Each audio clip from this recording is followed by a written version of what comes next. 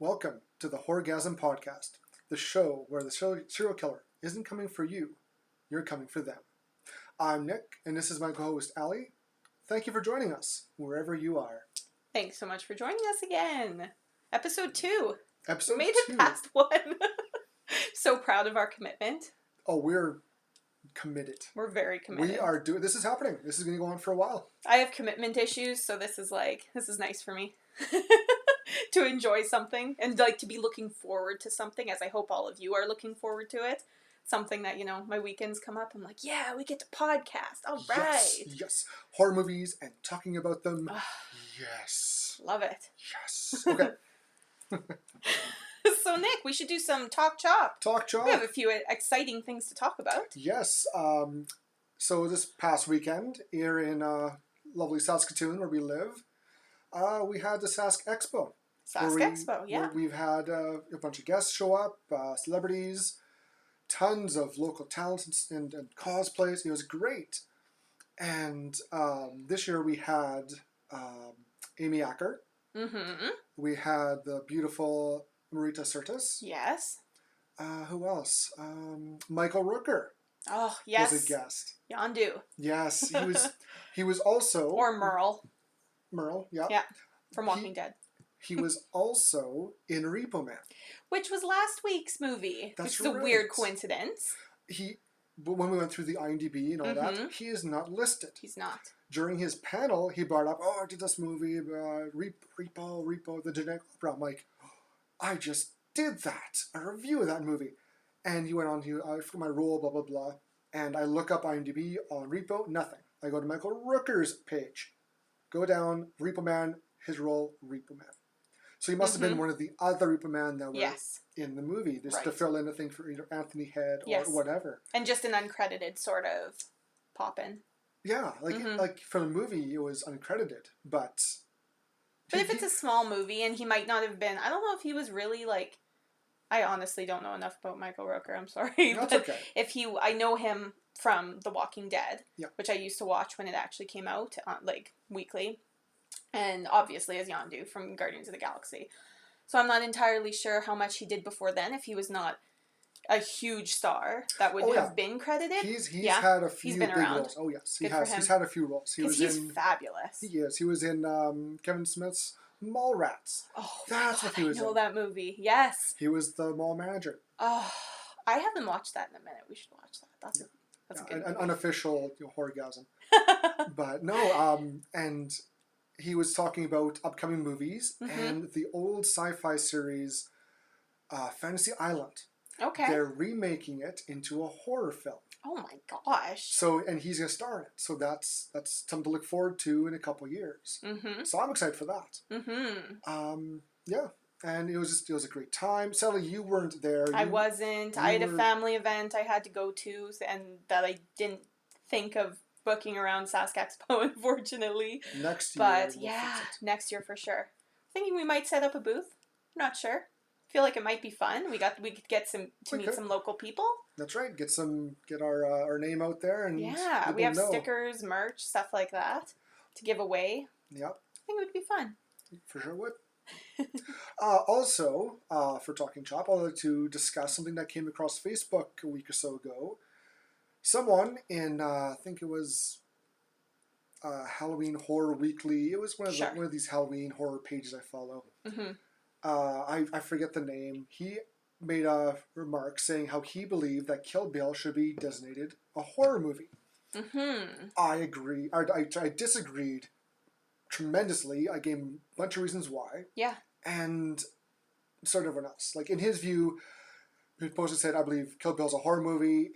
There's violence, there's killing. It's similar to I Spit on Your Grave, which is definitely two different movies altogether. Yep. Same idea in some parts, but different movie. Mm-hmm. And he's like, changed my mind. So there's me changing his mind. Yeah, all right, here we go, cracks knuckles. and sure enough, later on, after a couple of comments, the post disappeared. Mm-hmm. So someone must change his mind. I think I was a part of it. But I'll talk about this now. Yes. So, and with our lovely audience, how could you see Kill Bill as a horror? I don't. To me, horror movies or thriller. Like there's horror movies, there's thrillers, and slasher, but that's all Sure. kind of in one big horror umbrella. Yes. Kill Bill is an action thriller. Yes. More action, not so much thriller. Yes. Yes, there are deaths. Yes, there's fight scenes, but there's nothing. To me, horror is something that will shock you, that will make you be afraid, to scare you. That incites like an extreme reaction almost. Yes. I always think Yes. like a fear is really the only way that I can think of it, is like you know, which goes with gores or slashers or stuff like that. Like you're like, ooh, I don't want my ear cut off. Ooh, I don't want to get thrown into a needle pit. Ooh, I don't want to be chased by a serial killer down a road in the middle of nowhere. Yeah. Like something that elicits fear. And I don't find, like, I was watching Kill Bill when I was smaller because my parents loved the movies. Like, I was not small, but it was, you know, enough to understand that the gratuitous violence and stuff, like, wasn't, I don't know, not wrong, but, like, it's not scary. Like, when she goes after the Crazy 88, I think, when Uma Thurman does that, that's so over the top that, like, you know, so you slash somebody's head off and it's like a freaking fountain going everywhere. I think the second one was a little more scary. And in the second one, there's more gore, obviously, more violence, more realistic gore, I think. And that's fine. I think it builds, the first film builds up to the second with the excessive violence, kind of. I'd almost say the first one was more gory. It was really? More, the first Kill Bill was more action, fights, kill scenes. Yes. The second one was a lot more story plot driven. Whereas she went through a couple, now she's trying to finish her list. Yes. And it shows the backstory of how she learned how to do the 1-inch punch. Yeah. And the that was a good scene. I forgot about that. That's a good one. That's a cringing scene, you know, when she's punching the wood over. And the skin falling off, and And she's trying to eat with the chopsticks, and she can't, and she uses her hands, and her master slaps her hand, and calls her a dog. And it's very kind of demeaning to her, but she also picks up on it, and she's like, well, I gotta use the chopsticks, I gotta power through the tough, I got tough through it. And you can't just take a shortcut, you have to do it the right way. Yes. Yeah. And that's kind of where she learns her, I don't know, perseverance. And but anyways, we're not talking about Kill Bill, you guys. We're talking about horror movies. So I just really quick wanted to read.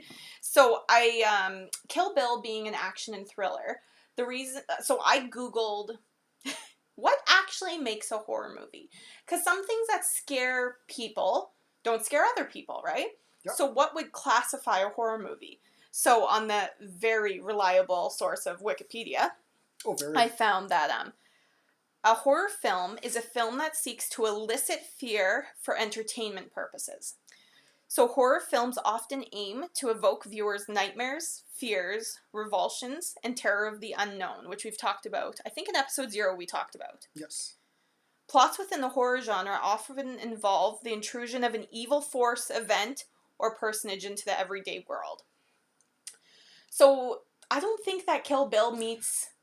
it doesn't mean enough. No. At least. No. It gets one with the excessive violence and gore. That'd be the only. But excessive violence, then like Reservoir Dogs 2, basically every Quentin Tarantino movie. Well, any action movie. Die Hard would then apparently be a horror movie. Exactly, and Die Hard's not. Die Hard I would find to be the most of action thriller movies.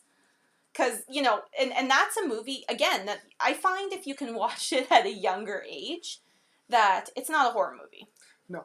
Like, Die Hard was yes like one of our Christmas movies. Like, we love Die Hard. You know, yes and no, because you got Monster Squad, which is technically a horror movie. Sure. But it's with kids. Sure. Not near dark. No, not near dark. Are you afraid of the dark? No. Or what do you what do you even think of Tales of the Crypt Keeper? That would be horror because it's meant to elicit a horror a scary response. Look at you! You're changing my mind. We're not even on Twitter or Facebook, and you're changing my mind. But the one movie I'm trying to think of, which completely eludes right now, is an old horror or a vampire movie. Sure. Where it's got I'm completely now blanking on the stupid movie. That's okay. But you know what? I'm just gonna ignore it. I also think, what's that one with Tom Cruise and Kirsten Dunst, I think? Interview with the Vampire. Interview with a Vampire. I watched that when I was a kid. That I could be love that movie. That would be probably under a horror movie. Yeah. Mostly because it has a horror. It fills in the some of the criteria for a horror movie. I think so. It's got the violence, the vampires. Yes. It's got it goes for some of the shock, scare value.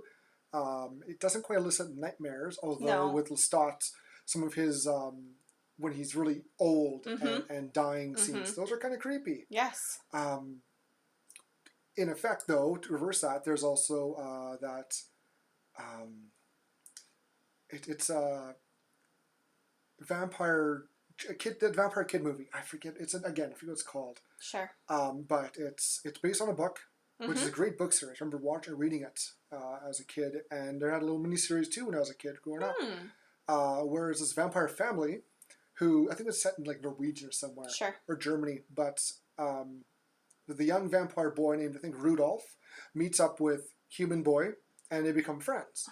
I've seen this. Yes. I've seen this. And it's the horror genre. It's got the vampires, but it's not. Yes. It's not geared to elicit. Yes. Fright. And when we talked about this, just last night, I brought up the Addams Family because the new Addams Family movie's coming out, and I thought, oh my gosh, we should do an old Addams Family and this new one. That's right. And you were like, well, but is it a horror? And I was like, is it a horror? Is it a horror comedy? But the Addams Family is absolutely not meant to elicit fear. No. At all. It's creepy and it's kooky. Is it mysterious and spooky? I think so. Or altogether kooky? Yes. Yes, but all of those. It's not a horror. Yes. It's not. It's not. It is a TV show geared towards kids. It is, like you said, creepy. But it's more about, almost like you said, the Munsters, where it's just an irregular family trying to fit into regular America. Yeah. And with their struggles and their life and their lack of fucks to give about being different. No, and they see everyone else who are, to us, normal. Yes. They're the weird ones. Like their one niece, and I can't forget the name. They view her as, they feel sorry for her because she's... yes. And Morticia's sister is the same way. Oh, yes, she is. Yeah. And they don't look down on them at all. Like, that's the thing I like about the Addams Family and the Munsters. They don't judge people. Yes. At all. They see some people as different. Yeah. They're not like us, and we're quite weird. Mm-hmm. But that's okay. Yes. We don't judge you on that. Like, one of the greatest families, I believe, in history is the Addams Family. Absolutely. Morticia and Gomez are very loving, and there's no cheating, nothing like that. And love towards each other and their kids and family. Yes. They do. They encourage the children to do stuff, not sit and watch the TV and play games. Yeah, and pursue their interests. Exactly. So, like, you got them doing their, gothic, I'm trying to kill him, she's trying to kill me. When she's walking by with a knife, is that for your brother? She nods. I don't think so. Gives her a huge cleaver. And she just stalks off. And it's such a tight family dynamic. Mm-hmm. Nowadays, you got Family Guy. Yes. Where is probably the worst family out there. Yes. I love the show. And yes, me too. But they talk about how horrible, like, Peter treats Lois and Lois nags Peter, and they're all against Meg, and they think Chris is an idiot, and Stewie just wants to kill everybody, and he's best friends with the dog who's an alcoholic, and like, there's so many. And you got the Addams Family. They have a dismembered hand named Thing. who is one of the bright spots of that whole family. So yeah, it's such a horror type things can be used in a very broad sense, not just for horror. Yeah. They can use it for comedy. They can use it for family. Family, yeah. Addams Family, Munsters. Absolutely. It's not hard if you got a good script and you know what the hell you're doing. You can make something scary very normal. Agreed. Yeah. That's the beauty of movie making. Yes. But not unfortunately, we didn't watch The Addams Family today. We actually had a double Horr-gasm and watched. It's called a multiple Oh, Horr-gasm. A multi-horror-gasm. multiple My horror-gasm. bad. And we watched the Rob Zombie directed Halloween 1 and Halloween 2. Yeah. We did that. We literally did it one after the other, which was actually, I think, a good way to do it. By your suggestion, that's how we did it, and I think that was great. Yeah. Because they play literally when Halloween 1 ends, Halloween 2 picks up. Yep.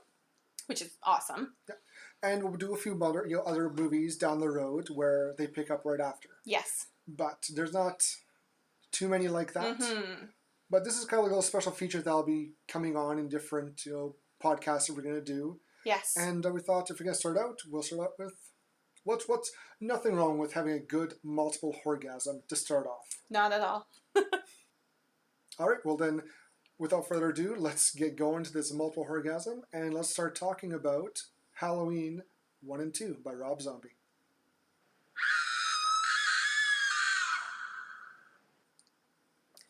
All right, Nick. So we actually watched this movie together a couple of years ago, and the first one we watched together.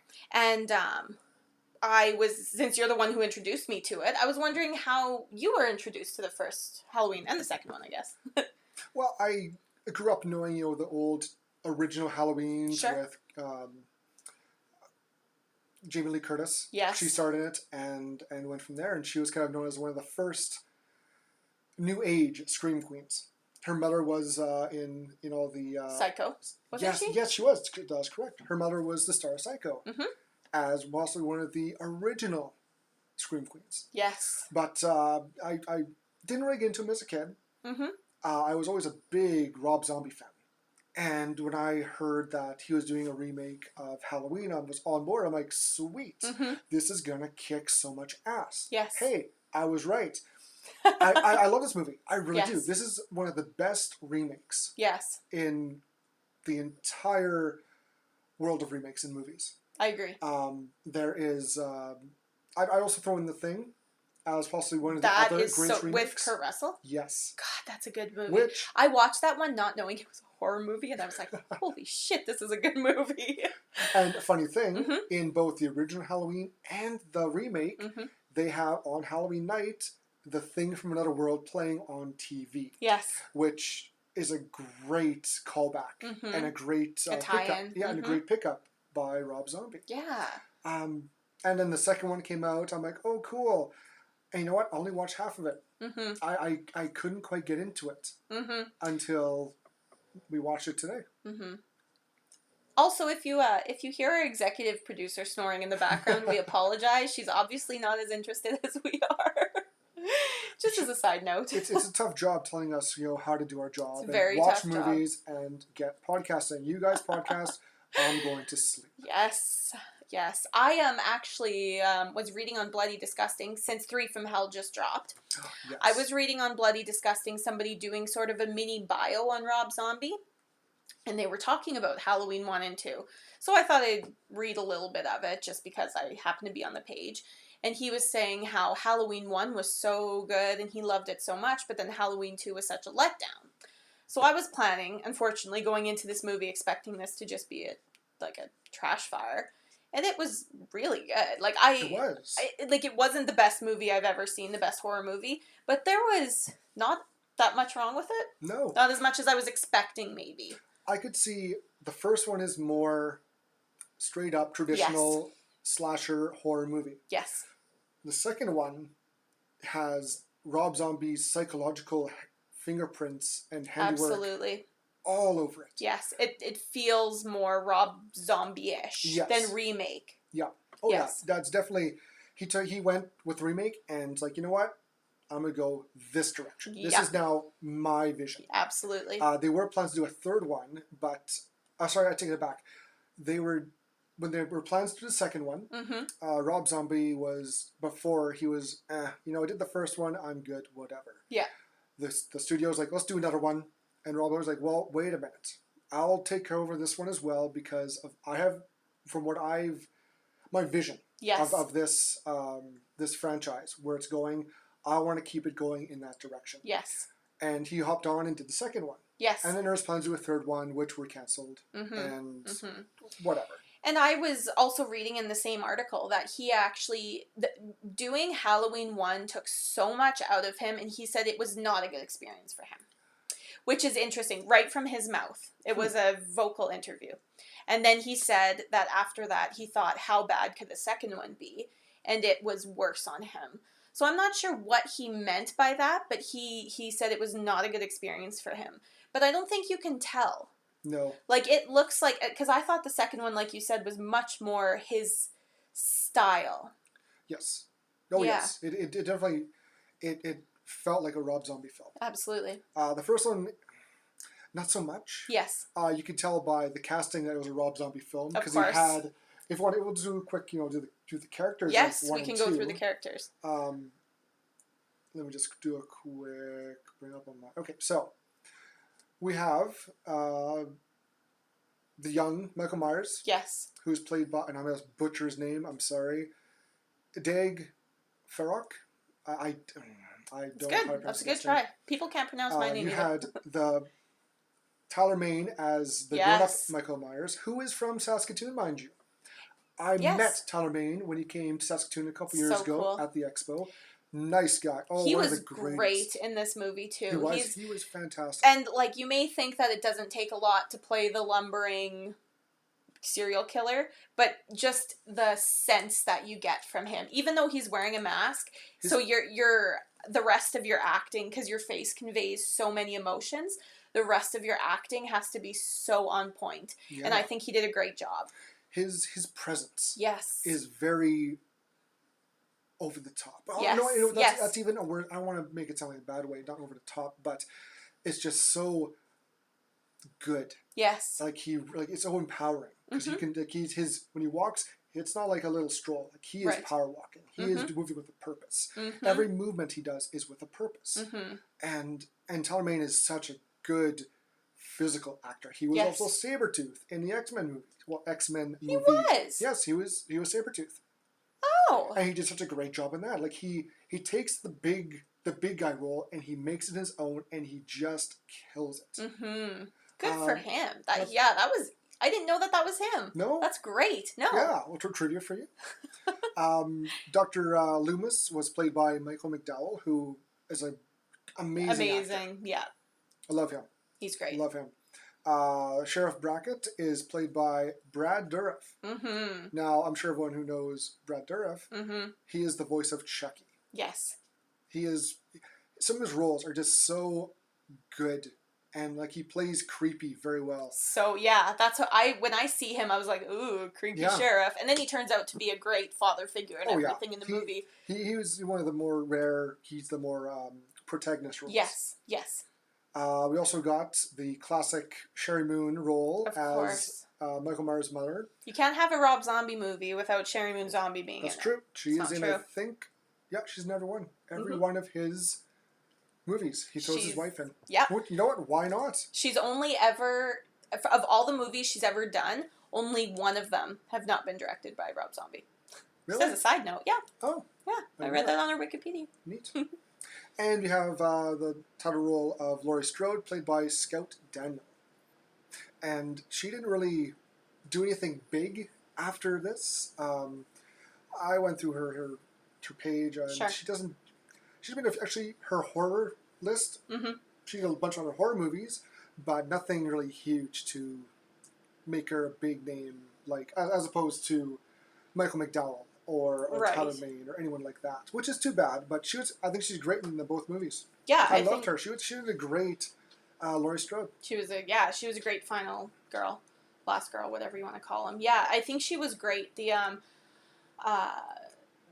I think the first one, her, she was more obviously a child, a teenager in a family home, not knowing her true identity. Yeah. And then in the second one, she kind of, she goes crazy. Not goes crazy, but she's PTSD. Major. She's broken. She doesn't really know how to deal with it. And, she's a completely different character, and I think she plays both sides of the coin really well. Yep, I agree. Really well. Yeah. But let's start with the review. Let's get right into Halloween 1. All right, so it starts off, if I recall, with you got young Michael. Yes, we're in Haddonfield, Texas. And we start off right in Michael's family home with him and his mom and his stepdad, we're assuming, I almost think. call his mom's boyfriend Yeah. or some really low life who's Horrible stepdad. abusive. Yes. And it's bad. Like it's a very broken home Yes. situation. And he has an older teenage sister. I honestly didn't catch her name. I don't think she's alive long enough to have her name. Yeah. And then there's also a baby. Yep. And that's their happy, in quotations, family. And it starts off with the dad being creepy, the stepdad being creepy, and him and Sherry Moon arguing. And it's they're wanting their kids to come down for breakfast, and this is where they show Michael killing a rat. Yep, you see him grab a rat, and he's like, "Oh, I love you," blah blah blah. And then they go get his sister to go get Michael out to come and have for breakfast, and you see him washing blood off his hands in the bathroom sink, and you see a scalpel. Mm-hmm. And you're like, I wonder what happened. That's definitely not a sign. No. And then it kind of continues on with him going to school. Yes. And being horribly bullied very because his badly. Mom's a stripper. Yeah. Never a good way to start your kids off in life when, you have half-naked ads in this town newspaper or phone book, wherever that was. And so the principal actually goes to break up the fight, and Michael, for some reason, is even more upset about that. He just tells the guy to fuck off. He just snaps. Yeah, he kind of loses it a little bit. Yep. And so he gets pulled into the principal's office, and this child psychologist shows up, who is the psychologist dude in both movies. And he shows Michael's mom pictures of animals that Michael's killed. Yeah, Dr. Loomis. Dr. Lewis. Loomis. Loomis. Loomis. Like, I watched 2 movies. Do you think I could get his flippin' name down? Apparently not. Jeez Louise. Let me write that down.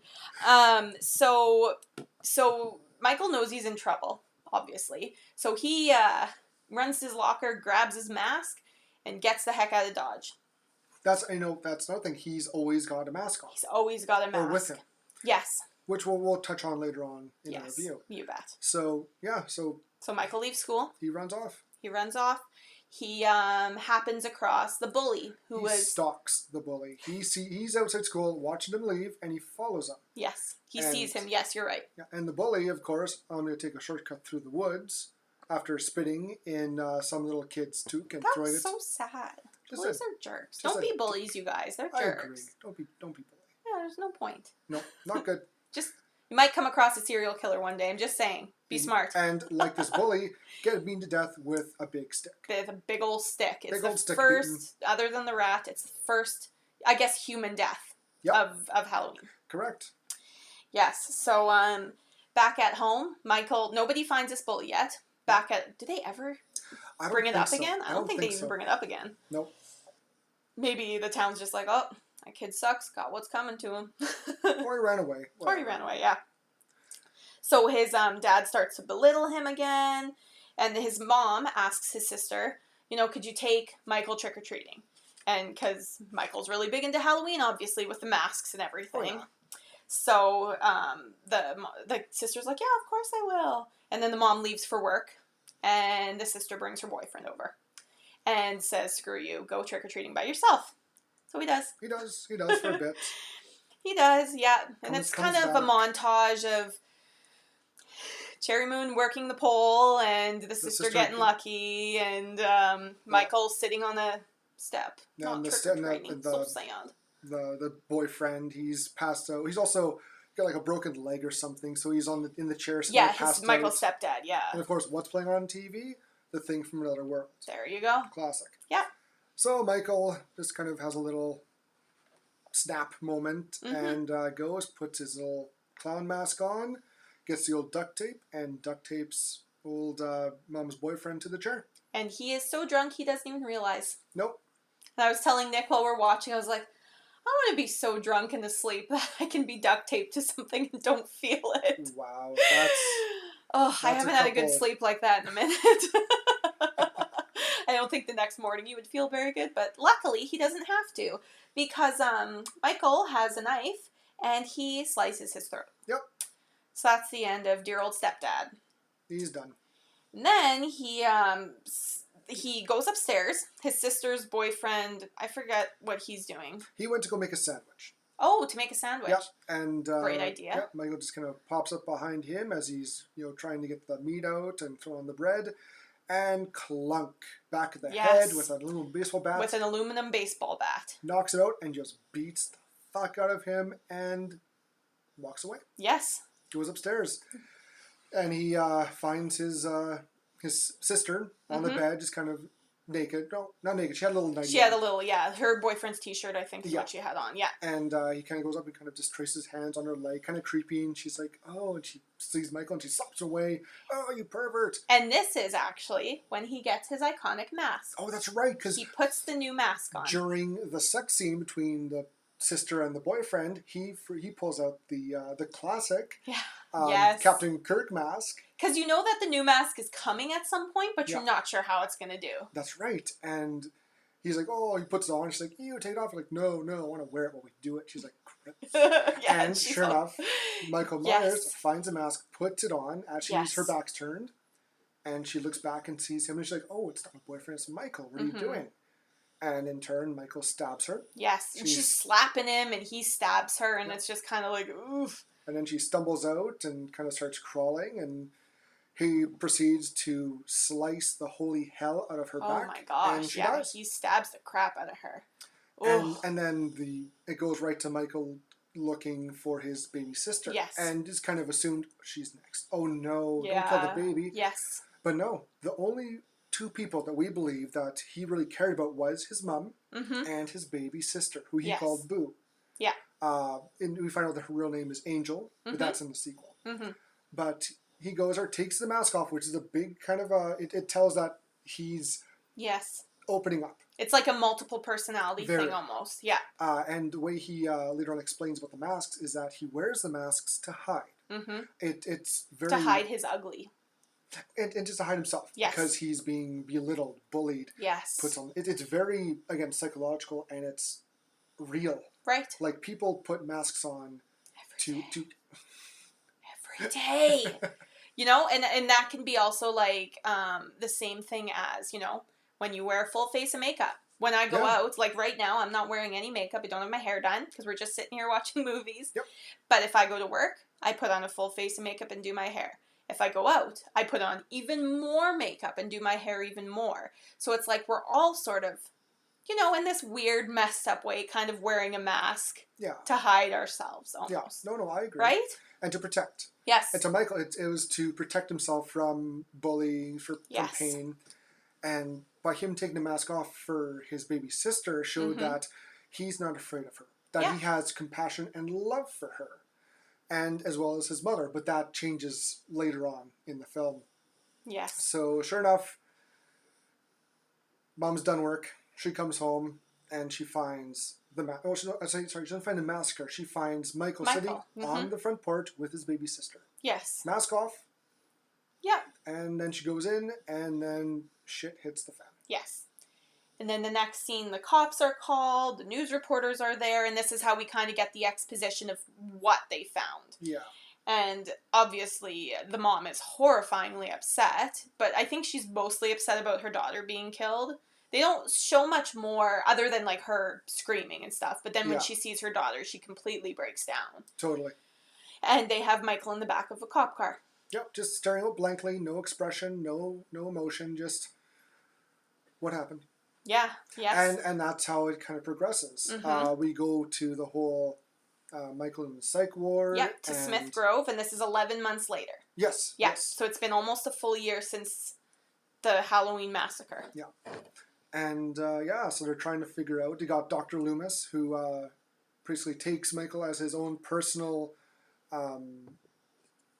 project. Yes. Trying to figure out and help him.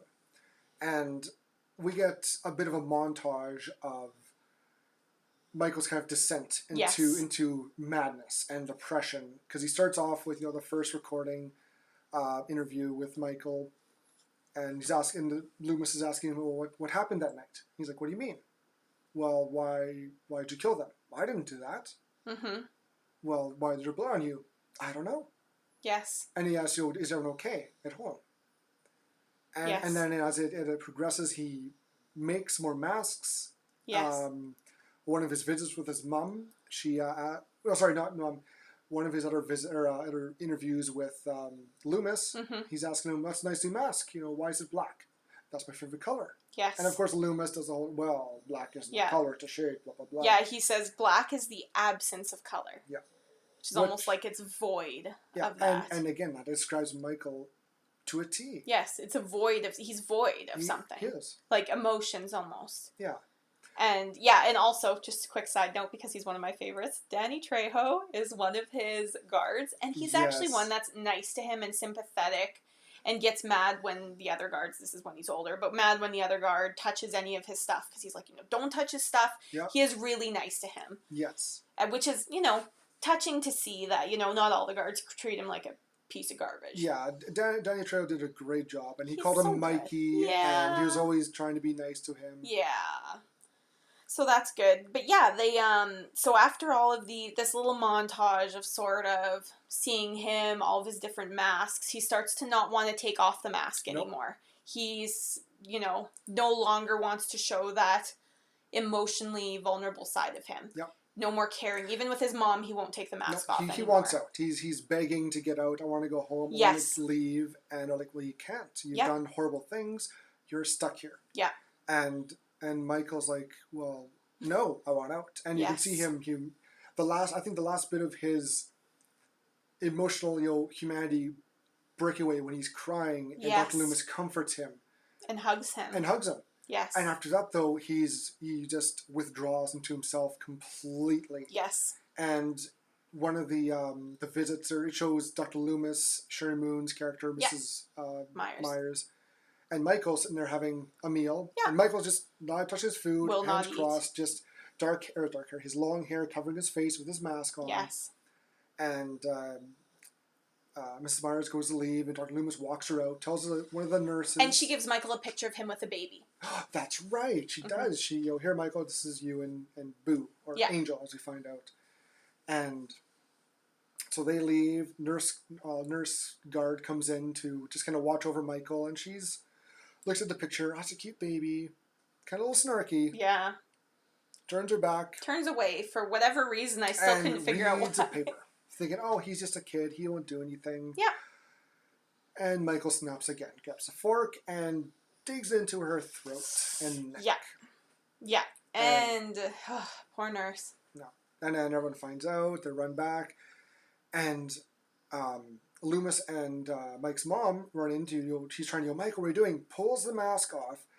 And his expression, this kid did a fantastic job. This child actor, kudos. Yeah. He was amazing. His look of wild in his face, of just pure, I don't say rage, but just it was malice. Animalistic. Yes. He was so mad, and he lunges at his mom, and she is so scared, she's horrified, and I think that's when she kind of knew that she had lost him. Yep. She had nothing left. And it turned, and after that, it became too much for her. Yeah. And she goes home and starts watching old happy videos, and she offs herself. Yep. She shoots herself.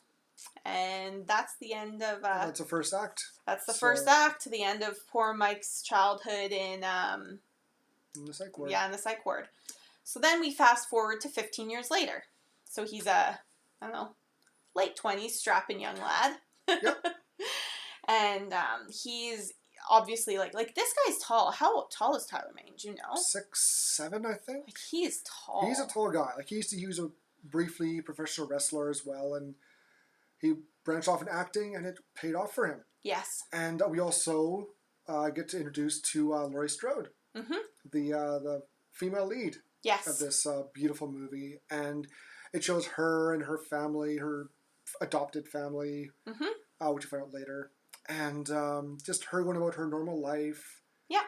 And it also then cuts away to a grown-up Michael Myers in his cell, making a mask with paper mache, and he's just got wall to wall to wall of masks everywhere. Yeah, like it's off-putting. Yeah. And this is when Danny Trejo and the guard comes in, and the guard starts kind of mucking around with the masks, and Danny Trejo's like, "Don't touch those masks." Yeah, hey, don't touch those. Those Yeah. are Mikey's. Yeah.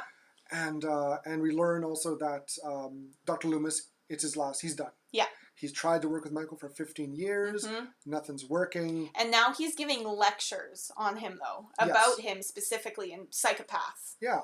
And that's kind of gratuitous. Like, he's, you know, maybe almost wants to take a different direction, which, I mean, we've seen the second one, but he's kind of done. He knows, I think he knows he can't do much more. Yeah. And he's just kind of like, well, I'm going to cut my losses and make money a different way. Yeah.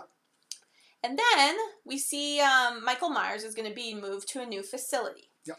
And there's a bunch of guards, and one of them is Bill Moseley, which was, what was his name? Luigi from Repo that we did last week. Correct. So a quick little crossover there. When you said he's in this, I was like, oh my god, he's awesome. So, of course, Michael gets loose. They're walking down the hallway, like, right afterwards. And Michael gets loose and kills all the guards. And it's pretty, like, this movie was not as graphic as the second one, but there's a bit of slicing and dicing and smashing heads into walls and... throat removal, like he... Oh my gosh, that was intense. The female guard, because they got the four of them in the room, basically between like the holding cell area. And she's on the other side. Yeah. And, of course, the head guard guy, he starts opening the door, and Michael just breaks free, starts killing, massacring. And he just like rips his chains out like there's nothing. And kills them. She finally gets the door open with a shotgun, takes a shot, kills one of her fellow guards. Oops. Yep. He runs up, grabs her, slams against the wall, and then rips her throat right out. And then it cuts to Danny Trejo coming in for work. And he can't seem to buzz the front and keeps saying the woman's name, I forget it, in the Gloria or something. Yeah. And it shoots to around the corner, and she's cowering, covered in blood, and Michael's standing right above her. So Danny Trejo finally gets in, and Michael's there. He kind of sees the gore and goes to turn around, and Michael's behind him. Yeah. And he's like, oh, okay, Mikey, you just need to go back to your cell. It's okay. I'm just going to put these on you. Grabs handcuffs from one of the dead guards. Goes, I'm just going to put these on you. And so Michael puts his hands together and puts them towards Danny Trejo, and you're thinking, in a trusting fashion. Yes, thinking, and you're like, oh, thank God, he's actually going to get chained up again. And then instead, he grabs, where does he grab? He just grabs him and tosses him into his little, cleaning room. Yes, like a janitor's closet almost. And he throws him to the fence first, and then he takes his head and dunks him into this sink of water. Yes. Multiple times. Anytime he pulls him up, and it's just bloody water. It gets worse and worse. Trejo's, he's like, Mikey, please don't. And down and again. Does it 3-4 times. Yes. He just drops him, thinking, okay, he's alive still. He keeps sputtering. Yeah. He's gonna let him live. Mm-hmm. He's just kind of leave him. Then he looks around, sees this big TV on the wall, picks it up, and smash. Drops it. Yeah. And I was hoping because Trejo's character was so nice to Mike. I know, but but I liked this because you show that he's truly gone. Yes. He's truly lost. There's no talking sense into him anymore. Yeah, you can be as nice as you can. You can do everything right. He will kill you. Yes. He doesn't care. He doesn't care. He just worries about his baby sister. Yep.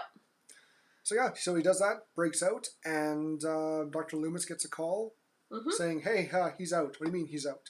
Michael, he's out. It was a massacre. He's out. Yes. And he's like, oh, crap. I wonder where he's going. Oh, no. So Loomis kind of deduces he's off back home. He's going to Haydenfield. Mm-hmm. And away it goes. And we cut to Laurie Strode, doing her plans, for Halloween with her friends. Her high school thing. Yeah. I literally wrote down Laurie in high school doing boring story development. The reason I say that is just because she's got these two friends, Annie and Linda, and they just want to talk about boys and partying, and I'm just like, the high school stuff. Yeah. Exposition, blah. Which was okay. Yeah. But, when you kind of just watched a psych ward massacre, you're like, do we have to talk about boyfriends? Apparently so. But I think it's to take it down a notch. Yeah. Because then we go to the truck stop. Yep. Good old Joe Grizzly. Joe Grizzly. Joe Grizzly. Another one of Rob Zombie's common Yes. cameo appearances in his movies. You bet. Yeah. Great actor, by the way. He was Yes. fabulous. And he is in the bathroom, and he's just had a deluxe taco meal. So he's occupying the washroom at the truck stop while his truck gets washed. And Michael knocks. Michael knocks on the door, and this Joe Grizzly's like, no, this is occupied. Go ahead. Who is played by Ken Foree. There we go. Who is a great actor. I love this guy. But And so Michael knocks on the door a few times, and this guy's like, you know what? I'm going to stop this just so I can kind of screw with you. Pulls his pants up and pulls out a knife. Then he opens the door, and Michael's standing there, and he's like not intimidated at all, which like good for you, Joe Grizzly. Like just take this 6'7" guy down. Well, he's this, he's not a small guy. No, he's not. Joe Grizzly. He's a bigger guy, and he has a knife out. He's ready to. He's ready. He's ready to tussle. He's ready to fight. You're interrupting his Taco Deluxe shit, and you. Nope. Michael rushes in, grabs him, and starts smashing him and his arm. Yes. Against the top of the bathroom stall. Yes. wall. So he'll drop the knife. Yeah, and he just busts it right through. Oof. Yeah. And then gets a knife and just stabs the fuck out of him. Yep. It's not a nice day. No, it's not. For Joe. Nope. He takes him out, kills him. And switches out of his psych ward yeah. garb and Yeah. throws on the boots and the classic like onesie yeah, almost. onesie, yeah. like his like the trucker onesie. Yeah. Like shop trouser things. Yeah. You guys know what we're talking about. I'm pulling a blanket exactly. But yeah, takes that and he heads back home. Literally, Yes. he heads to his old abandoned house. Yes, and we do a quick sideline here. It's just like a 5-minute clip of the graveyard. Right. Dr. Loomis, there, I wrote it down. Good job. Dr. Loomis stops at the graveyard, and the graveyard is attended by another one of Rob Zombie's favorites, Sid Haig. Yep. He's the gravekeeper. And he's all upset because one of the graves was desecrated, Yep. and the tombstone was pulled out, and there was an effigy left instead of like a cross with a dead fox on top of it. Fox or a cat Something. in like the crucifixion pose. Yes. And he, like the Sid Haig's character, who is also named Chesterfield. Which is so good. Greatest name ever. I don't know. They don't even ever say the name, I don't think. No. And I don't. It's just Rob Zombie's Who cares? like, okay, here's your name. Are you ready for it? Make a backstory. Chesterfield. That's great. But no, he's mad because this has happened, and old Dr. Loomis kind of figures out, I think I know who did this, and I know why. Yeah. Didn't think where, but he had an idea. Yes. And yeah, so. And then we skip over to Lori's friend Linda was talking about all she wants to do is hook up with her boyfriend. So her Linda and her boyfriend go to the Myers house because it's secluded and nobody lives there. It's a derelict house. And but before we do that, we see Michael there first because he goes in, busts down into one of the floor, and pulls out the iconic mask. Yes. Which has nice, give it a 15 years of wear and tear on it, which looks great. Makes it look rugged, not so clean like the original. Yes. And then with that, he starts stalking Lori. He follows her. When she's in school, she looks out. There's him standing watching. You're right. Which is, again, similar to the original. Where Yes. she's just walking down the street and he's just there behind a hedge. Yeah, just watching. Yeah. And we get a bit of that. A little bit of nostalgia from the original film. Yes, and you're right. And it's almost comical in the beginning, and they make fun of it. They're like, oh, Lori, it's your boyfriend. Yeah, I bet you like him. Yeah. And they're like, oh, he's just a pervert, ignore him. And he does eventually walk away. Yes. So it turns this comical thing into this creepy thing of, like, oh, just, some rando in a mask watching us on Halloween. Now it's this scary dude stalking us. Yep. And then, boom, we're in Halloween night. We're on Halloween night. And I guess the plan is, because Lori and her friend... Annie, thank you. I'll say Amy. That's one movie. That's close. That's close. They're babysitting. Yeah. So there are plans where Annie would drop off the girl that she's babysitting with Lori and the boy that she's babysitting. Tommy. Tommy, thank you. Yeah, I liked him. Tommy was a cool He's got character. a good bit of makeup. I liked his Halloween makeup. That was cool. Yeah. And to do that, Annie would go and hook up with her boyfriend. Mm-hmm. And during this whole time, their other friend, Haley, Linda. Oh, I'm getting my names all mixed up. There's too many movies. Yeah. And Linda goes to the old Michael Myers house with her boyfriend to screw. Right. And so they're getting some hanky-panky on, and Michael's in the background just watching them, which seems to be a theme he likes to do. He likes to watch people get it on. Seems to be a serial killer thing in general. He's kind of a cuck. A little bit of that. A little bit of voyeur going on there. And so they finish doing the dirty, and Linda says, "Oh, go get me a beer." And he's like, her boyfriend. I don't even know if they're boyfriend and girlfriend. I don't think it matters. Dudes. They're walking dead meat anyways. Yes. And so he goes and gets her a beer from the van, and he's wearing like a sheet with glasses over his face. He thinks he's hilarious. He's probably going to scare her or something. And as he's walking back to the room, Michael grabs him, pushes him against the wall, and we get a really good kill where he stabs him so hard into the wall that he sticks there. Yeah, it's iconic. It's great. It's just a very iconic and beautiful scene. Yes. It looks so brutal because the amount of force to hold up, probably this guy's 180, 170 pounds? Yeah. And with a knife. Yes. Which I don't think is probably possible. Mm-hmm. But stabs him hard enough that it sticks him to the wall. Yes. And his feet are probably a good foot off the ground. Yeah. And it's he just intense. kind of stabs him because he's holding him by the neck. Yes. Too. Let's go with the neck. Let's go with the knife. Kind of looks at him like, yeah, that was pretty cool. I did that. And it goes after he puts the sheet on and the and glasses, which is it kind of it shows a bit of ingenuity to him. Yes. He's not just like a Jason walk and kill character. Mm-hmm. He puts some thought into it. Like he's methodical. Yes. And he's smart. Like he doesn't jump out. Well, he does, but he's also he has the whole. He still has like the mentality of a child. Like I'm gonna trick them. Yeah. Before exactly. I gotta lure them in. Mm-hmm. And he does that. He has the sheet on, and she sees him. Where's my beer? Blah blah blah. And he holds it out. She's like, well, bring it here. He just stands there, and she gets mad, gets up, grabs a beer, turns around. It's like, what's wrong with this beer? It's all weird. And he grabs her, and he pulls the sheet off. I believe first. Then he grabs her, and basically just chokes her out, crushes her neck. Mm-hmm. And that's it. And that's it for them. And then we do a quick cutaway to Laurie's house. Laurie's mom and dad are handing out candy. They decide to go in, and they're like, oh, all done for the evening. And Michael's in their home. And this is just a really quick scene. It's a quick kill. Quick kill. They're outside, talking, and she goes out.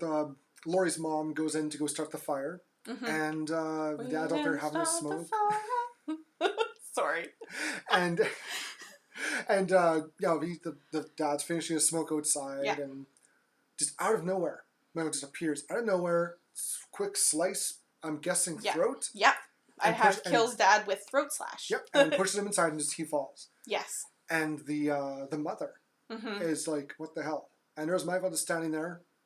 Goes and grabs her, pushes her down, grabs a picture of Laurie. Smash it time, and just pointing and kind of like without saying a word. He doesn't say a word in this movie after this. No. Or after he's when he's a child, but his physical movement is who is the child, and he keeps shaking the picture in front of her face. Yeah. And she's like, no, not my baby. You're not gonna get my baby. And he kind of lets her go, and she does her little crawl away, and she goes, grabs the phone, tries to start calling. Nope. Old Michael grabs her leg and drags her in. You hear just stabbing. Stab. Yes. Stabby. With the mom, we don't actually see much. I just have hurt ? Because we don't actually see what he initially does to her. We just have blood on her face. Yeah. And then we hear the stabbing, but again, we don't see it.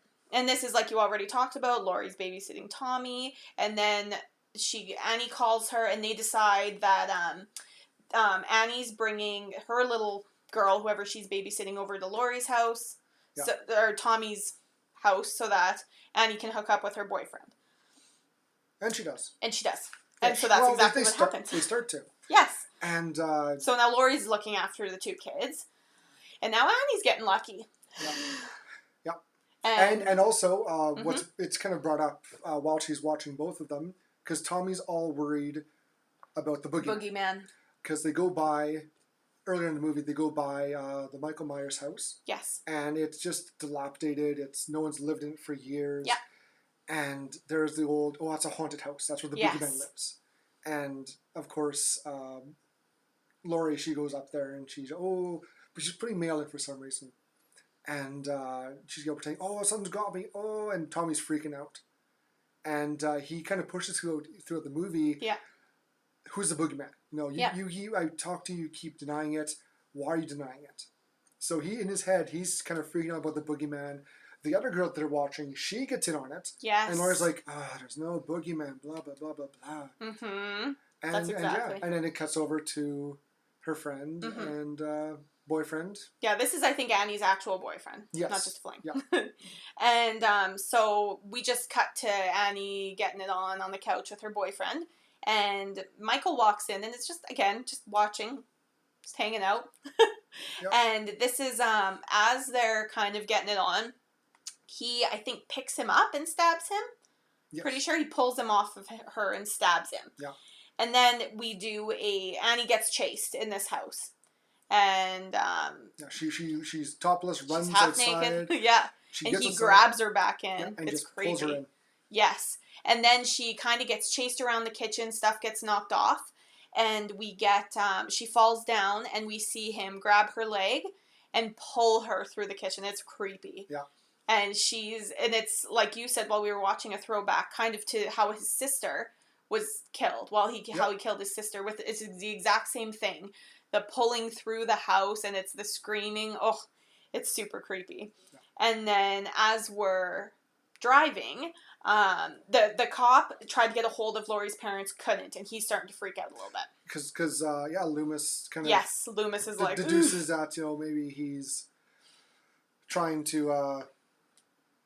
No, I forget now. If the sheriff tells him after this. This is where we get where the sheriff tells Loomis, they're together now. I don't remember why, but they figured it out. I think after the graveyard, he went to the cops. Yes, to let them know that Michael Myers is out. Yes, and that's exactly it. And then they team up. Yes. And so this is when the sheriff tells him, Dr. Loomis, that Michael had a sister. And this is where he says that he was the responding officer to the...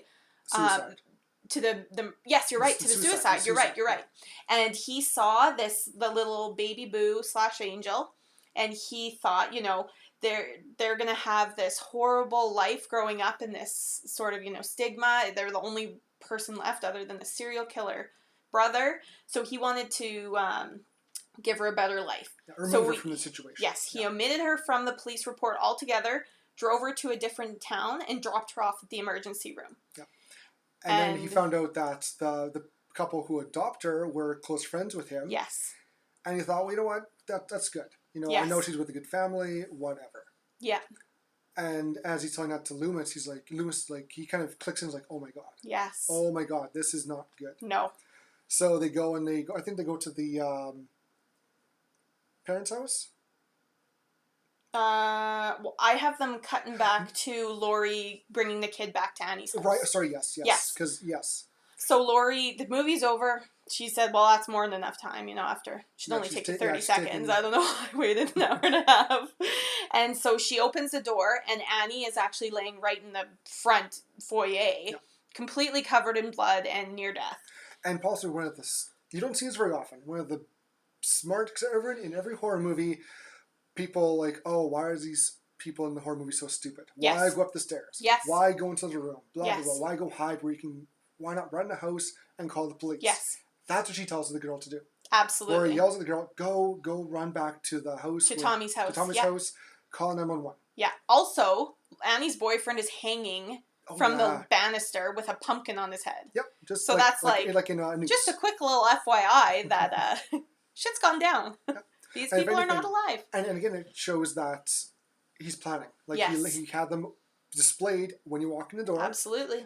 And you see Laurie she sees her friend Annie on the ground, cut up, hurt, alive, but very badly hurt. Yes. She runs to go call the police.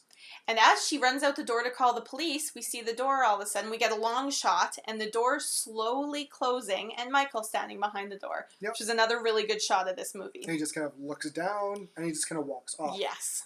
And then while Laurie's on the phone trying to call, you get one of the best, most real-feeling screams. Yes. From Annie, and she's on the ground. Oh.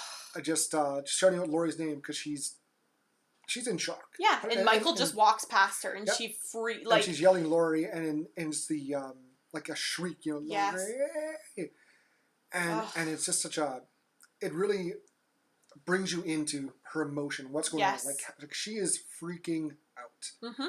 and not like a regular, you know, horror scream. Like this is a guttural, primal. You know, I need help now. I am scared shitless. Yeah. Yes. And yeah, I thought that was a very great scene. Who, by the way, the actress who plays Annie, this mm-hmm. is a big trivia spot here. She was originally Jamie Lee Curtis's daughter in Halloween 4 and 5. Yes. Like, so she has some actual She's history. got some Michael Myers experience. She's got some history with this series, which is great. Another a great casting choice by Rob Zombie. Really great, yeah. Fantastic. Yeah, as we've already talked about, his casting was fabulous in these movies. So obviously Michael sees Laurie on the phone, and he goes after her. And so she, of course, gets the heck out of that house, and she tries to run back to Tommy's house, where the 2 kids are. So she runs in, finds the kids, makes sure they're kind of okay, and Michael tries to break the door down. They go in the hide of all the places in the bathroom. Upstairs bathroom. Upstairs bathroom. Of course. In the tub. Yeah. Yep. Yeah, in the tub. And these cops come. These 2 cops. Because the sheriff sends out the cops, and they go. First, they go to the parents' house, yes. find the parents, radio back, and mm-hmm. he's like, "Well, we heard Laurie," because the sheriff's daughter is Annie, so he kind of knew where the girls were going to be that night. Yeah. So he tells the cops after, go to Tommy's place and go check on Laurie, because by this time he knows, there's a connection. Yes. And Loomis thinks he's off to go finish the job. Yes. He's off to go kill her. Absolutely. And so police show up, and one goes to the house with Annie. Mm-hmm. One goes to Tommy's house, and he's looking around trying to find the girl, the kids, and he goes to the bathroom and he hello, and we're in here. Well, okay. It's kind of where the door's locked. Well, no shit, the door's locked. They're It's a serial killer, dude. And then you see Michael shows up behind and guts the cop in the back with a knife. You see a little bit of blood against the glass mirror door. Who has a glass mirror door for a bathroom? For a bathroom. It's it's kind of it's misted so you can't see through, but that's weird.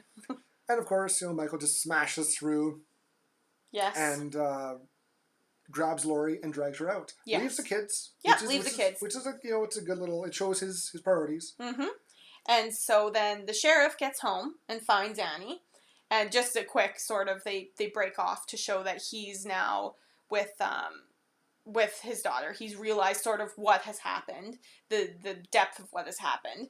And then we kick right back to Michael taking Laurie to his house, their house, I guess, their childhood house. And Linda's actually there. She's a nice dead Linda. Yes, she's not alive. I questioned if she was alive. I thought, oh, well, that's nice. She is not alive. And in the background, we also see his mother's tombstone. Yep. So we realize, obviously, it was Michael who took the tombstone. So we have the tombstone, Linda, who kind of maybe looks like his mom. Not sure why he took her. That might be the reason. Not entirely sure why he took her. Oh, no, she was there. Like, that's where he killed her. He just left her there. Sure. And, you're right. Yeah. You're right. And Laurie kind of wakes up and finds her friend dead. And she's just freaking traumatic. And old Michael shows up. Yep. And he still has the picture of him and his little baby sister. Yeah. Who is Laurie. And drops down to his knees, brings up the picture, hands it to her, and takes his mask off and drops it. Yes. So by then it kind of shows, again, back to the psychological genius of Rob Zombie. Yes. Michael Myers is back to he's in his kid mentality. Like, yes. I'm with my sister, and accept me. Mm-hmm. I'm not hiding anymore. Right. I'm here. Yeah. and she's like, He's what like do you- showing her the and photo she doesn't over get and it. over. She She doesn't doesn't understand because he's not talking. He's mute, so he can't really explain to her. Yeah. And she doesn't understand. She's like, great, it's the picture. Awesome. And then she sees on the ground, because he drops the knife and the mask and everything. Yeah. And she kind of creeps over, grabs the knife, and jams it between his neck and his shoulder. Yeah. Like, yeah. Nice And- tender spot. Oh, yeah. Mm-hmm. And Michael just kind of falls over, and she breaks her way out. Like, Yeah. it's an old house, so she busts through, gets out. Yeah, there's a lot of cat and mouse then for a few minutes. Yeah, So Michael gets up, puts the mask back on, Yeah. pulls a knife out, and the chase resumes. Yes. And she's running away, and she falls into a empty pool, Mm-hmm. and Michael kind of finds her and just kind of walks around a bit, and it's like he's unsure what to do. Yes. And he goes down into the pool, and Dr. Loomis shows up. Mm-hmm. And we see earlier in the movie, he goes to a gun store. Yeah, buys a gun. Buys like a Magnum or something. And so he, he's talking to Michael, and Michael, stop it. And he kind of ignores him. Yeah. Gets shot 3 times Yeah. in the back. Third one kind of drops him. Mm-hmm. And Dr. Loomis runs down and goes to grab, get Laurie up and get her out. Yeah. And, yeah. Yeah, and then, this is one of my favorite lines from the movie. He takes Laurie and puts her in his car, and she turns to him, and she goes, was that the boogeyman? And he says, I believe it was. And right after that, I literally just wrote down in capitals, Michael Smash. Because he reaches in and grabs her out of the car, smashes through the window and grabs her. Not dead yet. Pulls her out again, yes. And again, his main goal is to get his sister back. Yes. Yeah. That's And all it. that he's not kill, thinking not of. hurt, just get his sister back. Yes. And back into the house they go. Back into the house, right back where we started. Yeah. And so, so he, then Dr. Loomis obviously follows, and he tries to reason with Michael like he Yes. did back in the hospital. And Michael drops Laurie, and then he grabs his head and just, tries to, smush it. Yeah. Crash. He crashes. Crash. And you see blood coming down. You hear some cracks. Like he does, he hurts him. Like Yeah. he knocks him out. Exactly. And while this is happening, Laurie, she ducks out of the way and hides in the walls. Yes. Yep. She kind of squishes her way into the walls, and Michael's looking for her. And then she moves and goes to the attic, and he's smashing boards and smashing walls, and it's just really breaking the place, Yeah. And so, And she kind of falls. She rolls Yes. and falls through falls the through. ceiling and lands on the ground and kind of gets up, and she's stunned, dazed, as she kind of a little out of it. Yes. And Michael sees her, runs, and gives her a nice big hug through the window. Through the window, he grabs her, and they just from jump. the second floor down to the ground. Yes. And she kind of lands on him, so he gets the brunt of it. Yes. And Right. then she grabbed Loomis's gun, so she has it, and she wakes up on top of him and grabs the gun, and she tries to shoot him, and it's not working. So It's such a very cool scene where she just Yes. the gun's pointed right at his forehead. Yeah. And she's shaking and click. Yeah. And she's like, oh god, and she's crying and just distraught. Click. And she's like, oh no, what do I do? And then just as she's going for the third click, Michael kind of grabs her arm. Yeah. And bang. Yes. And you don't see the bullet hit him, Nothing. but you see a shot of her and blood on her face and everything. And she is just screaming She over and screams. over. Like the realization that she just shot somebody in Yeah. the face kind of hits her. And then we roll credits. And we hit the classic Halloween theme. Yeah. And yeah, so we end with the first movie with a supposedly dead Michael Myers Mhm. and distraught and freaked out Laurie Strode. Yeah. And then we're going to hop right into Right into Halloween 2, where we pick up with her stumbling down the street. Wandering down the streets. With rain on her. Yeah. And yeah, she gets picked up by the sheriff. Sheriff finds her and kind of slaps her out of it. And Yeah, and she just says, I killed him. I killed Michael. Yep. And then we do a super quick flash to Michael in the asylum, young Michael again. And this young Michael is played by a different child actor who was fine, but it was just jarring. I think if you would have watched them separately, it probably wouldn't be as jarring, but because we had just finished the first one, I was like, why? And in defense, I guess Yes. the actor, got too old. And it was 2 years between the movies, Yeah. so I totally understand why they did probably it. they could have made it work, but they want to keep him young. Yes, because they talked totally to him, makes sense. They talked to him right after his mom committed suicide. Yes. And this Michael is now played by Chase Wright-Vanek, who I don't think he's done anything else really major after And he was this. fine in this, He but... did, for his little small role, which wasn't small because he was always around. Yeah, he was again, operated. This is a very more psychological movie where it's more kind of in Michael's head. Like yes. We'll explain a bit more as we go along here at the review. Yes. But it picks up with they picking up all the bodies, and you see Annie and Laurie getting taken to the hospital and getting worked on with surgery, which is very graphic. I was pretty surprised with how graphic the and I think this is when was. I realized that this was going to be a much more graphic movie. Yeah. It's like an explicit surgery scene where they're not ripping, but they're pulling glass out of her legs and sewing up her face. I'm like, oh, okay, here we go. This is already more than the whole last movie combined. Yeah, pulling out, I don't know if I think they're pulling her fingernail off her finger. It was very graphic. I'm like, ooh, they just kicked it up. Cool. And yeah, sweet, gore. And then we kick back to the scene, and Michael is going to be taken to the morgue because he's, as one of the guards says, well, we know how this guy died, ha ha ha ha. And so they're driving down the highway. They're making some lewd comments about somebody. Well, it's about the other friend who got killed. Linda? Yes. Okay. Yes, because the one guard is played by... He's in a bunch of other Rob Zombie movies. Both of them were really good. Doom. I'm going to quick look up his name. And so, anyways, the guards are driving down the road, down an old farm road. And, of course, they hit a cow. The first kill in the movie. First kill of the movie is a cow. And so one of the guards dies instantly. His, jaw's all off of his face. Half of his face is kind of missing almost. He gets gore. Messed up pretty good right off the bat. The second guy, he's just having, a bit of a breakdown and just keeps saying fuck over and over and over Richard again. Brake is playing the second paramedic. Yes. And he plays creepy very, very good. well. Yeah, perverted. That's gross. almost his. He's almost into the creepy pervert guy. Yes. And so he's having hurt, obviously, and then we hear this bang, bang, bang. The van is shaking. All yes. And Michael pops out of the back and doop walks over to the side, opens the door. Nope. He picks up a bit of glass. Oh yes, you're right. Windshield. Yeah. Walks around, and the paramedic sees, help, I'm in an accident, help. Looks up and sees Michael. He's like, he's like, crap. Yeah. And Michael proceeds to, using the shard of glass, cut his head off. You bet. Yeah. And just... straight up saws his neck off and decapitates him. Yep.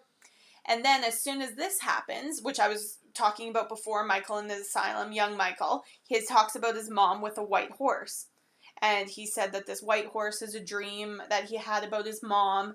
And when, he sees the white horse, she says that, he says that the white horse in his dream took him home. Yep. So when he's on this road, he looks down the road and sees his mom, this angelic-looking mom. Still played by Cherry Moon Zombie. Yeah. And he walks towards it, this white horse and his mom. And so then we get back to Laurie. In the hospital. And she's not happy in there. She knows something's wrong. So she immediately gets out of the hospital bed. And she wants to go see Annie. She wants to see if she's okay. Checks on her friend. Yes. And one of the nurses stumbles upon her and, what are you doing? Are you walking? Which is, I'm sorry she's walking. Yeah. Except the surgery they did to her and her legs in a brace. The walking and her arm. Her arm's in a splint and with the screws in it still and everything. Yeah. And she's reefing on doors and I'm like, girl, and of all you are not reefing on doors when your arm's like that. Of all things she asked for, I need something for my head. Yes. My head hurts. I'm thinking, no, it's more in your head. You got some big owies there. Yes. And so she's stumbling around and the nurse disappeared. She ran off. She went to take her back to her room and then runs off. Yeah, she gets a call. Yeah. Yeah. And And then she comes back. She wanders back in. And she's covered in blood, like her from her neck down. Oh, it's almost like she got cut from like her underneath her eye down across her lips to her chin, and she kind of is in shock, and she touches it, and the blood flows, and she starts freaking out. Yeah, and then she kind of falls down, and Michael's behind her. Yeah. He's like, "Hey guys, miss me?" And so obviously Laurie freaks out and gets the heck out of Dodge, and he just starts like viciously stabbing this nurse. Oh yes. And it's again, nice. So much more graphic than the first one. And he's like really going at it. And when he's finally done, he leaves the knife stuck in her head. Yeah. And just in her, it's a brutal death. Yes. And so we see Laurie run away or hobble away. Yeah, she does there's a lot of running through the stairs at this point. Lots of other. Yeah, she gets to the stairwell. Dead bodies. Starts going down, sees the other nurse there who's had her eyes gouged out and just great. Dead. And of course, there's Michael at the top, starts following her down, and she gets away again, gets out, runs to the little guard post. Yeah, like a security shed sort of to get in. And she jumps through she opens a window, crawls through, closes it, and hides under the desk. Mm-hmm. And we see the guard, he's an older guy, shows up. Buddy. With his 2 donuts and a coffee. Yep. And goes in, and she kind of peeks out, like, help, and scares him, and he freaks out, puts the donuts down, gives her his coffee. Mm-hmm. Here, I can finish this. I'm going to go get help. I'll get the vehicle. We'll get out of here. And she's there, kind of, buddy, and she's calling for him because she's scared. She doesn't know what's going on. And he shows up, and he's like, yeah, sorry, my car it's an old beater. It doesn't want to start very well. And just as we think, oh, okay, he's going to help her get to the car, there's Michael with a nice hatchet right to the back. Yeah, and axes him right in the back. Yeah, and he kind of digs in there pretty good. Yes. And drops him. And so Laurie resumes hiding underneath the desk. Mm-hmm. And Michael decides to kill the shack. Like he just takes that hatchet and smashes windows, everything. To try to get in, yeah. And he finally does. He goes back to the door and smashes through the door. And there's Laurie looking up, and you see the axe up and down, and cut to a nightmare scene. Yes. It was all just a dream, you guys. It's fine. It's just all just a dream. Oldest Halloween horror tropes. It was just a nightmare. And I was like really into it, and I turned to Nick and I was like, it was just a dream. It was all just a dream? Question mark. So, of course, Laurie wakes up, as we just said, and it shows that she's now living with Annie and the sheriff, who's her dad. Yep. We're guessing this is a year or so later. It's not like a big time jump, but some time has passed. Yes. Like, the wounds have healed, they have scars. Both Annie and Laurie have scars on their bodies. And it shows Laurie going to a psychiatrist to get some counseling, obviously, to help with the traumatization and the traumatic event she went through. And she brings it up that she knows Michael Myers is dead. Yeah. Like, the psychologist kind of prods her a bit, and she's like, no, I know he's dead. Yeah. Like, he's not coming back. And they're like, oh, okay, all right, well, that's great. And then we cut to Michael's psychologist at this hotel doing a book release sort of thing, or a talk. Yeah, Dr. Loomis, he kind of took the experience. He survived. Yeah. He lived through the head crush. Good for him. And he wrote a book about Michael Myers and is profiting off everything. He's just doing the book tour, living the big life. He's got this his kind of manager with him, or whoever she is. Yeah. And he's treating her like garbage, too. Yeah, he became a dick. Yeah. And Dr. Loomis just becomes a big dick in this movie. Yeah. And so he's giving his talk, and he, goes to Q&A, and the reporter stands up and says if he feels personally responsible for the deaths of all these people. And he gets really upset. And he swears Michael Myers is dead, and he says, if this is why you all came here, what's the point? Calls them names and storms out. Yeah. That's it. Yeah. He's not happy. and then we find out that Michael Myers, he isn't dead. We find out at the beginning, but right, obviously, he's been kind of hiding out in this little shack kind of place, and just found a home. Yep. And some hunters kind of stumble across him.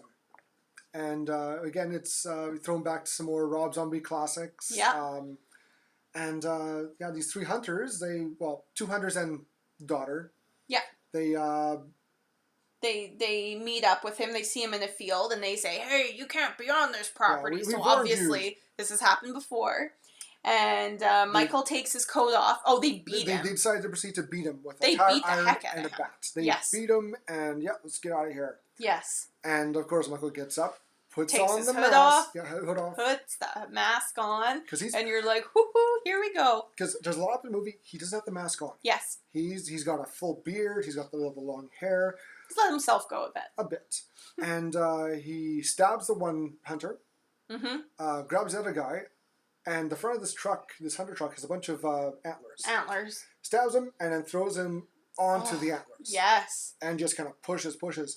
And the girl's in there. She's screaming, freaking out. And of course, Michael, he's, you're dead too. Yeah. Drags her out and proceeds to brutally stab her. Yes. And after that, and then we find out that there's a dog in the back. Oh, yeah, I forgot about that. It's a bit of a callback to young Michael when he would torture and kill animals. Has a knife and clink, clink, clink, clink, clink against the cage. Mm-hmm. And we don't see what happens to the puppy or dog. Puppy, but. And then they cut to Laurie, Annie, and the sheriff eating supper, having a nice pizza supper. And the sheriff, he's, talking to them, and he says, oh, we all have a little bit of caveman in us. And then it cuts to Michael eating the dog. Yeah, just kind of ripping it apart. Well, he butchers. We find, he throws the dog down, and we're like, oh, he killed the dog, which we expected. Yes. But then he butchers. He cuts the skin off and goes in. So he pulls the heart out and takes a couple bites and spits it out a bit, and then proceeds to eat the raw heart and parts of the dog. Right. And you cut back to Laurie, and she starts getting sick. Yeah, she's throwing up. She's a mess. And we're first. It's. I believe it was due to the medication that she's taking for her PTSD and her depression, all that. But it's also a very kind of hint. There's now a connection between Laurie and Michael. Yes. That something's connected. Like almost like she could sense he's back or something, right? No, well, she said he was dead. Yeah, And after that, she wakes. She goes to bed and wakes up to her teddy bear. Yes, but he actually imagines his mom, and then when they're in the hospital. And this is one of the Rob Zombie kind of parts that you start to feel. It's very there's tons of imagery. Yeah. There's he's having dinner, and Laurie's on the table, and there's a bunch of people in masks and pumpkin heads and stuff sitting around this dining room table, and then Laurie's asleep, and then all of a sudden she wakes up. And these hands come up and grab her, and she's screaming, freaking out. And then she wakes up in real life and talks to her little teddy bear. It's a good little scene where she's using the bear to calm her fears. Yeah. And it's just really kind of cute how she's like freaking out, waking up, and grabs the bear, and he's like, "Don't worry, Michael Myers is dead. You shot him. Yeah. He's fucking dead. He's not gonna bother you ever again." And her response is, "Thanks, Teddy. You always know what to say to make me feel better." I'm like, "Aw, you're so messed up. That's adorable." You're messed up when your teddy bear calms you down. Yeah. And is your new psychiatrist. I mean, Ichabod, like our executive producer, she calms me down when we watch these movies. So Yeah, but she's also... she's not doing anything right now. But also being a hound of hell, she's a bitch and just, gets after us for... all the time. And so then, Laurie, I don't know what entirely happens here, but she's, sees herself as Michael on Halloween from the first one when he, kills his family. And so she's in the costume. Yeah, this is a nightmare she has. This is a nightmare, she wakes up to. And she, Annie is sitting on the couch that Michael's stepdad was, and she duct tapes Annie to this couch and slices her up and says, I hate you. And she, it's... holy crap. It's a scene by scene to the first bit of the first Halloween.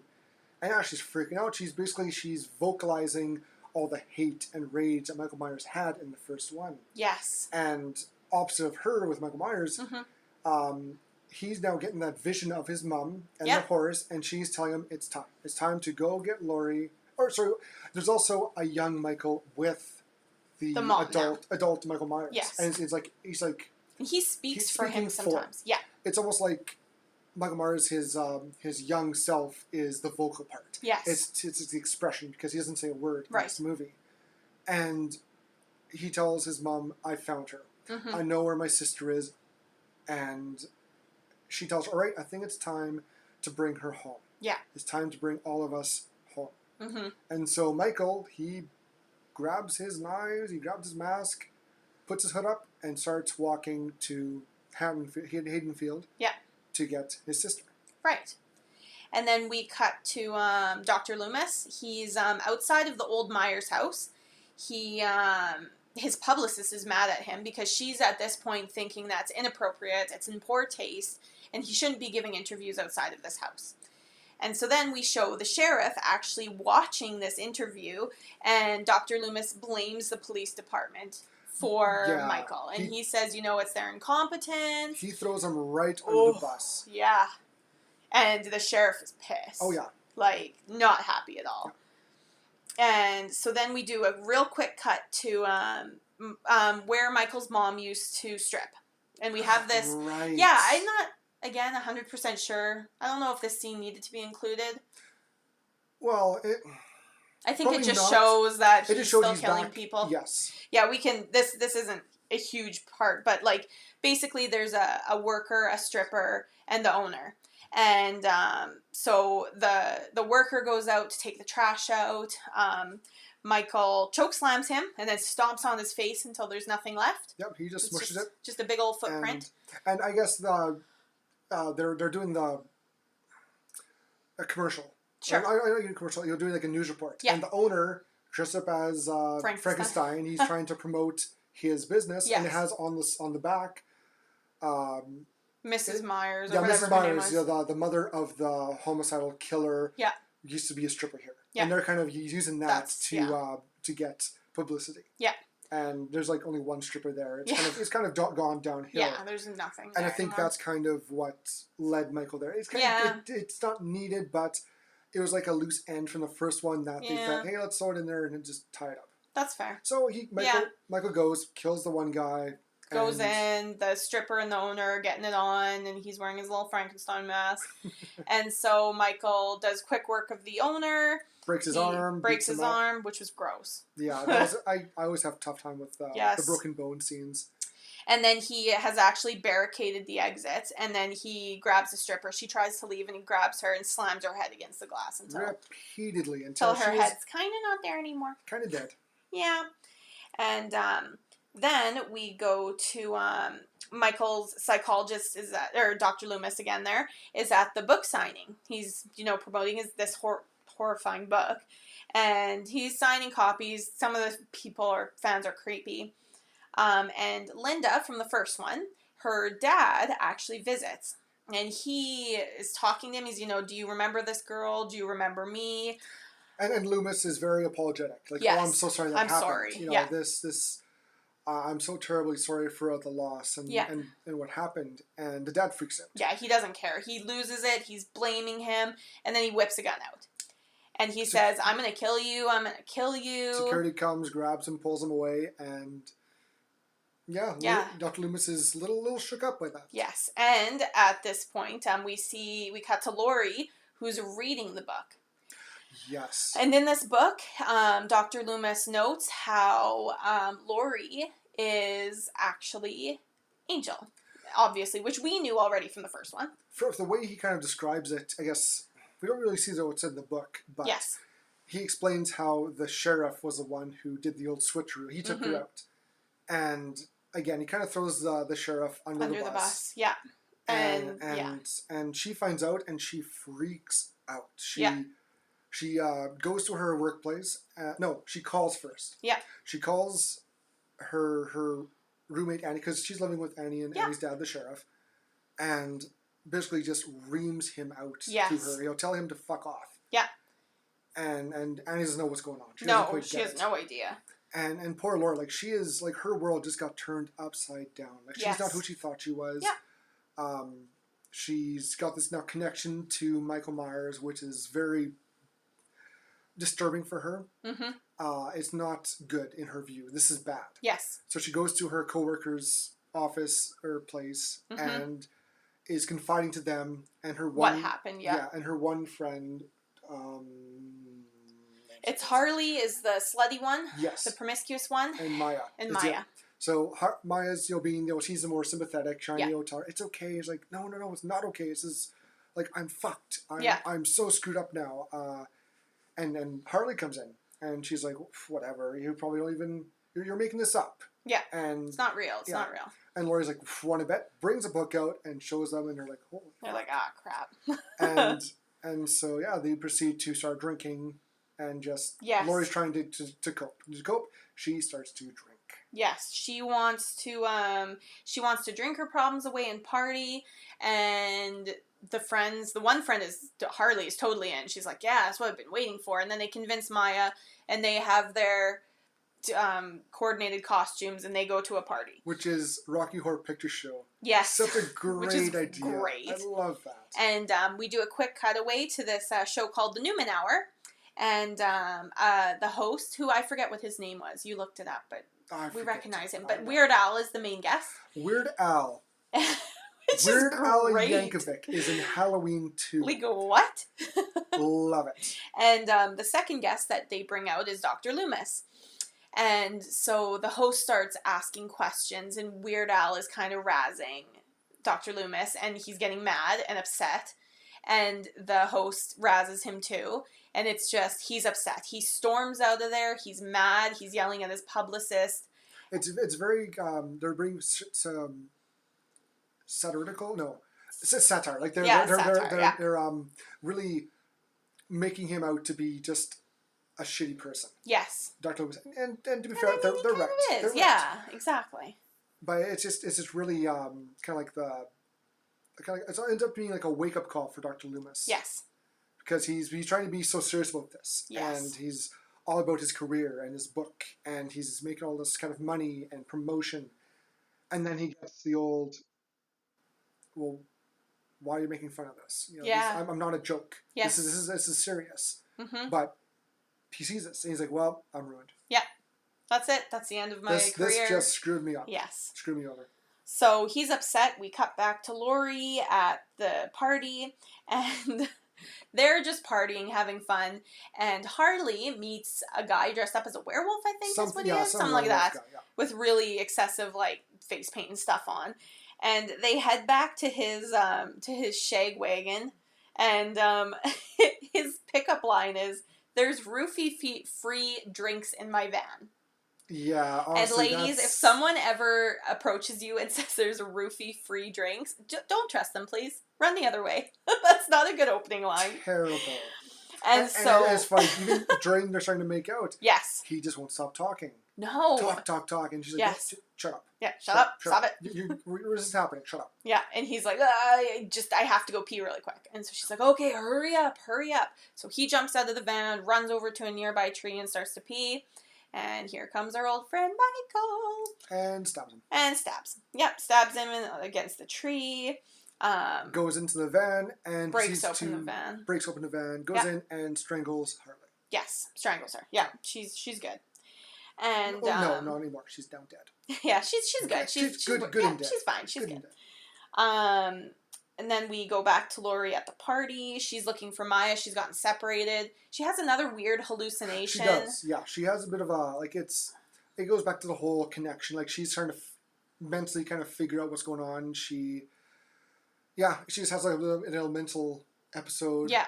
And she sees the mom and young Michael again, and they keep saying, come home. And she's like, well, and backs up into something. I think it's like a big bear or something, and it feels like Michael's holding her, so she starts like flailing around. Yeah. And then it cuts to the party, and she's just standing against a bear, screaming. But the music is so loud, nobody even cares or notices. No. So then after that, we cut back to the sheriff's house where Annie's staying. Her dad has requested a police officer stay out front because something... I think it was the strip club. Yeah, there was... They found out about the strip club death. Yeah. And he wants... And he's like, oh... Yeah, where's Laurie? I don't know. Yes. Well, I'm having Joe Blow, officer here, going to protect you. Yeah, and he's like, Fine. No matter what my daughter says, just Please stay there. Yeah, and he does. He Yeah. does. So he's patrolling. He's kind of cold. He's like, ugh, I think he walks back to the car to grab a cigarette or something, doesn't he? Nope, he's just standing out on the porch. Oh, is he? And then, again, Michael just out of nowhere just appears, grabs him. You're right. Slice. Yeah, he ends up... Slice and stab. Yes. And, he drags him off. He puts him back in the car after. That's what I was thinking yeah. of. Yes. And then Annie's drawing a bath. And she's, going to hop in. Goes to turn around. And Michael's there. Yeah, standing in the bathroom. There's a great little camera scene where she walks in. Camera kind of pans. And you see... She has a toothbrush. She's going to brush her teeth. And she's looking in the mirror. But from our angle, we see Michael. Yes. And she doesn't. And then it kind of goes back to his view, and it's a slow reveal that she figures out, oh, Michael's here, crap. And then it's a slow motion chase scene, and it's scary. Yep. And you just hear screaming. They don't actually show you what happens. They just... You hear it. Yes. You hear crashing and screaming and crying. You're like, okay, well, not going to show us. That sucks. But then Laurie and Maya get back to the house, to Annie's house, where Laurie obviously now lives. Yeah, she drank too much. She was a little out of it. She's Maya messed up. Being the great friend. Yes. Oh, it's time to go home. And Laurie's like, no, I want to go party more. And she's like, no, it's time to go home. Yeah, you've had a long night. Yeah, so they take her home, and they go in. Yeah. And they go upstairs, and Laurie can see there's a mess. And as she's looking, you see a bit of glimpses of what happened with Mike and Annie. And it's almost jump scary how they're like, a quick flash, there's a dresser being broken. And then we're back to Laurie and she's looking around. Another quick flashback to Michael and Annie a few minutes before. Yeah, he's just like pulling stuff off the walls and throwing it across the room. And you're like, oh, okay.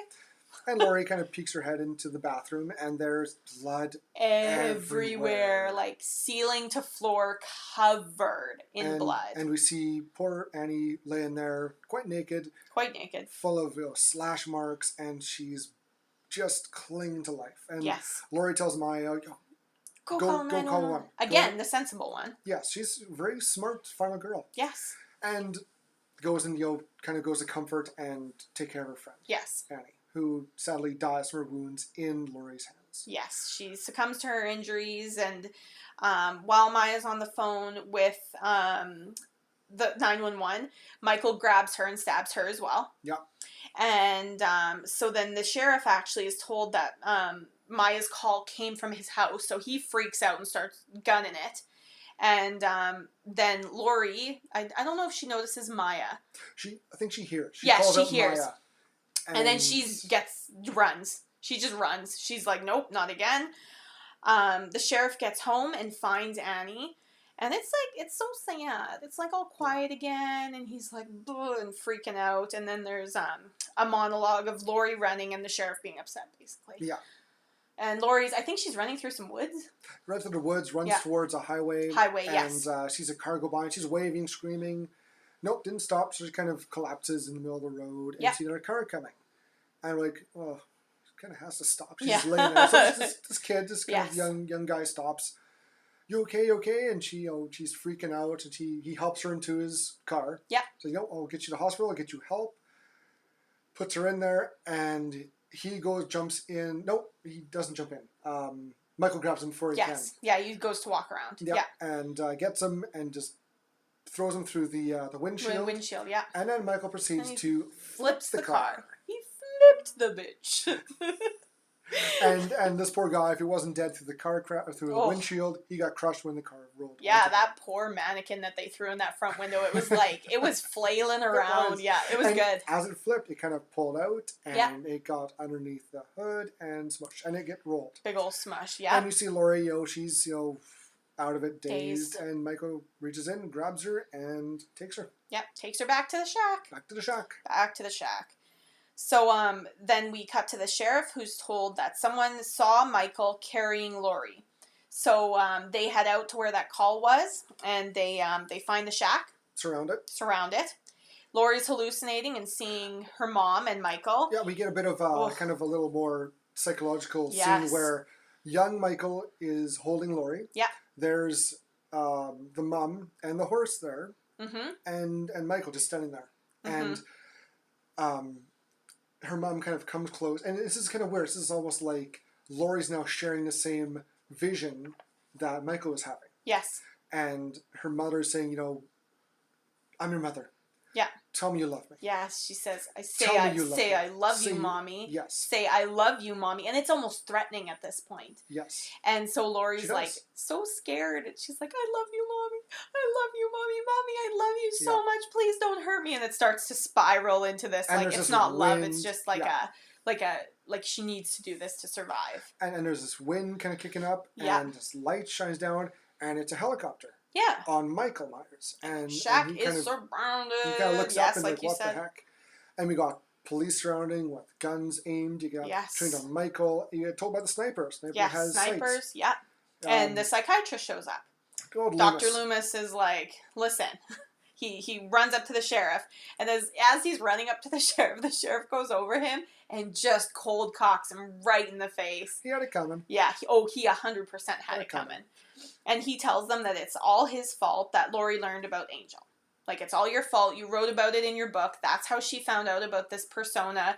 And, you know, if it wasn't for you, then none of this kind of would have happened, right? Like, she wouldn't have kind of had this downward spiral. Yeah. And the sheriff tells him to fuck off. Like, you have no business being here. And Dr. Loomis is, you know, let me help. Let me. He's my old patient. Let me do something to help. And the sheriff's like, no, you've done enough. Yeah. Get out of here. And Dr. Loomis is like, fine. Walks away. Walk.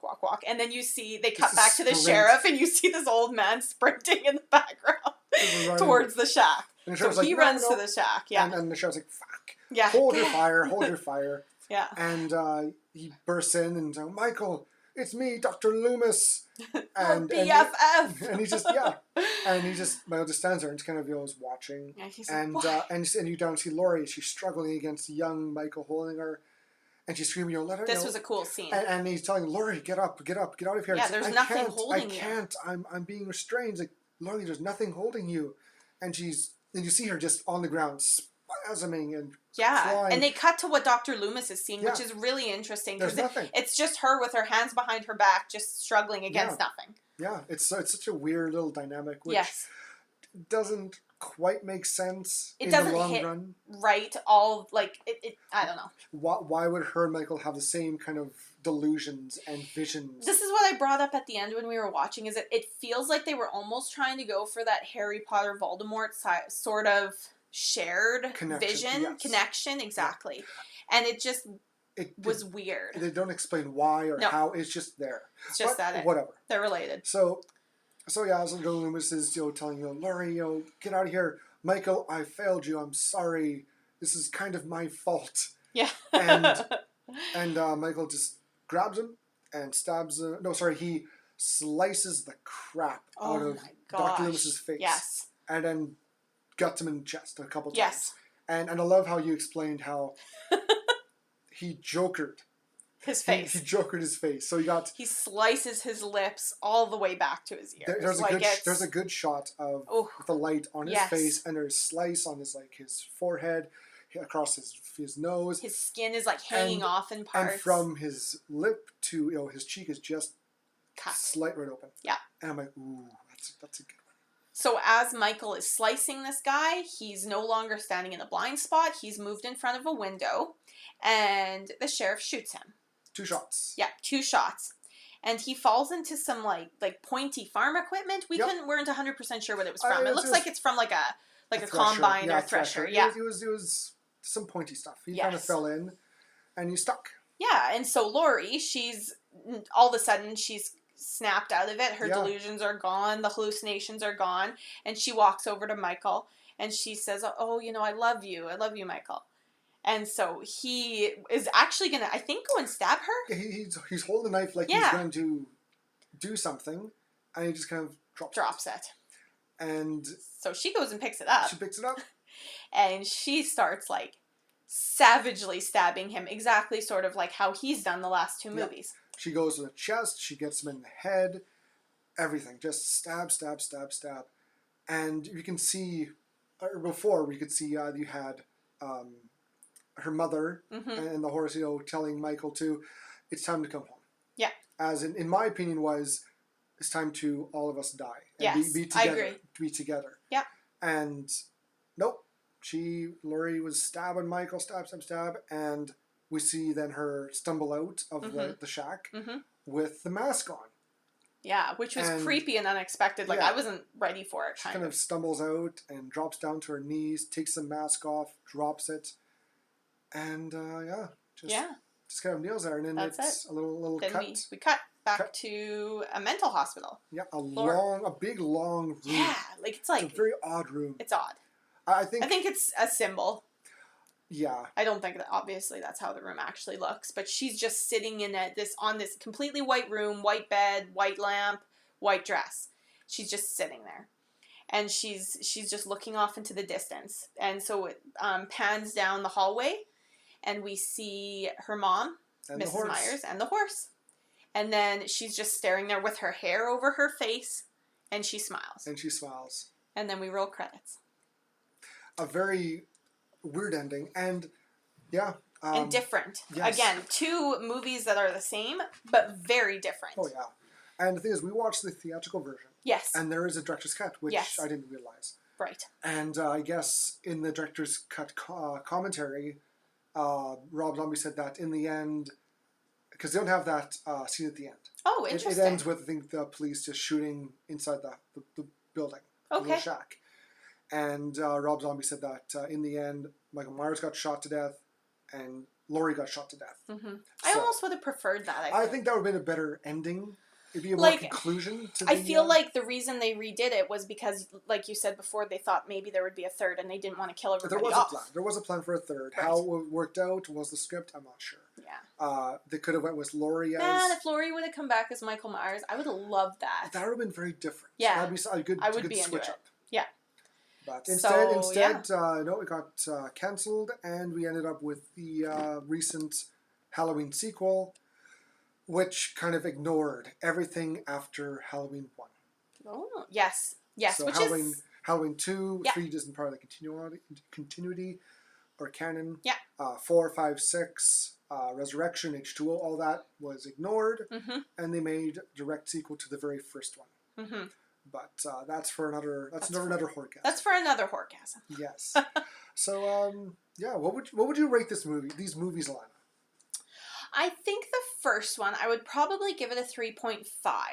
It's much more up my alley as a slasher. Not a ton of gratuitous gore. Not a ton of gratuitous sex. There's a little bit, but not too much. Nothing too explicit. Exactly, not explicit. There's a good bit of breast shown. But that's about it. Everything else, they're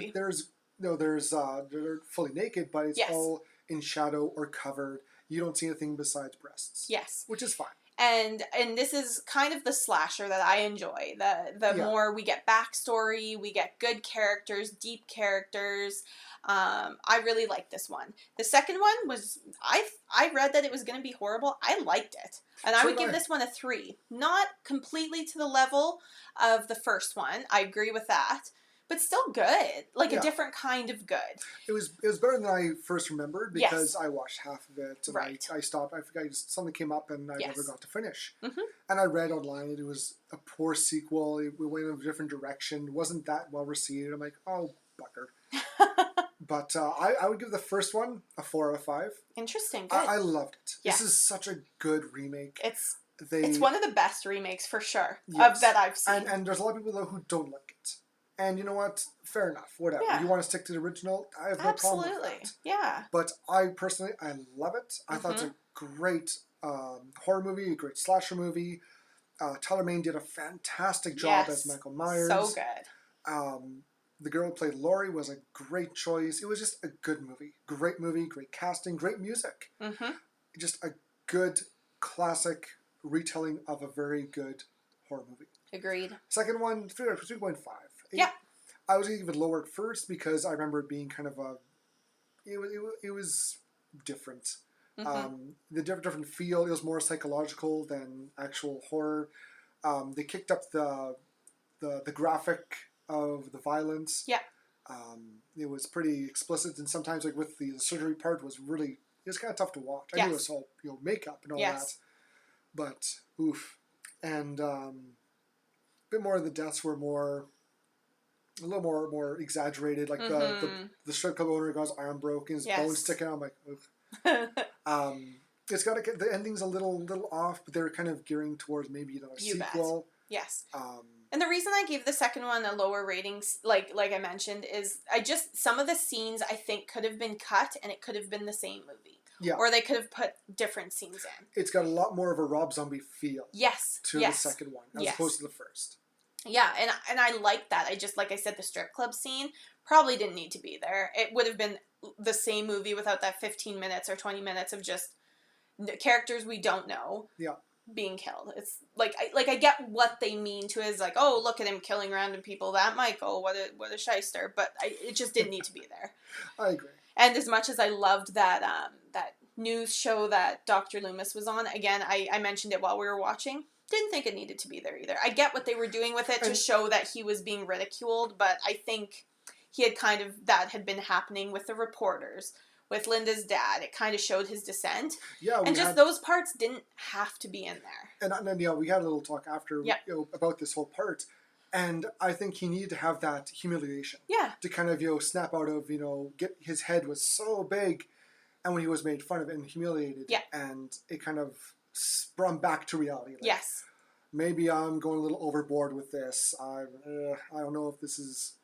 I got some making up to do. Right. And then he went, that's why I wanted to go and help to kind of put a finale with him and Michael. He wanted to end it. Mm-hmm. He was hoping that he could have one more chance to get back to Michael's humanity. Yes. And end it properly. But in turn he got killed, which whatever. He got his comeuppance kind of in the end.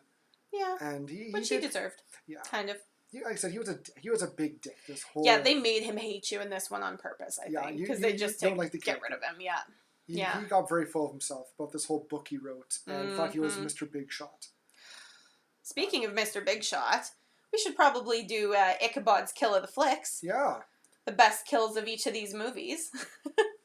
So for Halloween 1, we thought definitely that the iconic picture of Linda's boyfriend being killed against that wall and being stabbed into the wall above where his feet would have hit and just hanging there is such an iconic slasher kill that it had to be. Yep. Had to be. I agree. Kill. Yep, just picks him up so he's eye level and he's a good foot off the ground. Yes. Holding him up, knife into the chest, and just stuck there. Stuck. Yeah. A great visual. Yes. And for Halloween 2, there was a few good ones. Oh, but I really was voting for Death by Cow, maybe, to be the kill of the flick. And Icky liked that. She's like, oh, the cow. I like that one. I'm an animal too. But she was very little distraught when the dog got killed. She didn't like that. Mm-hmm. But no, she pointed out that the death of Dr. Loomis, the slashing in the face, the stabbing, and just how bad his face was lacerated and cut. Yep. I think that was the most key death in the film. Yes. No, everyone else is kind of, whatever. Mm-hmm. But no, his death was the top. Mm-hmm. And Icky was like, yeah, he was a dick. I didn't like him. Kill him. And he did. So yeah, there's Icky's Ichabod's Kill of the Flicks, and this is us walking out from Halloween 1 and 2. Mm-hmm. Yeah, thank you again for joining us, everybody. This episode, as always, was brought to you by our executive producer Ichabod, if I can talk. We hope you enjoyed your Horr-gasm as much as we did. Please don't forget to rate, download, and subscribe to us. Also, like and follow us on Facebook at Horr-gasm Podcast, Instagram at Horr-gasm, and Twitter at GasmHorror. And if you'd like to have a movie that you'd like us to review, this is the best way to let us know. We hope to see you again next week because we have such sights to show you and plenty of Horr-gasms for you to experience. Bye. Bye.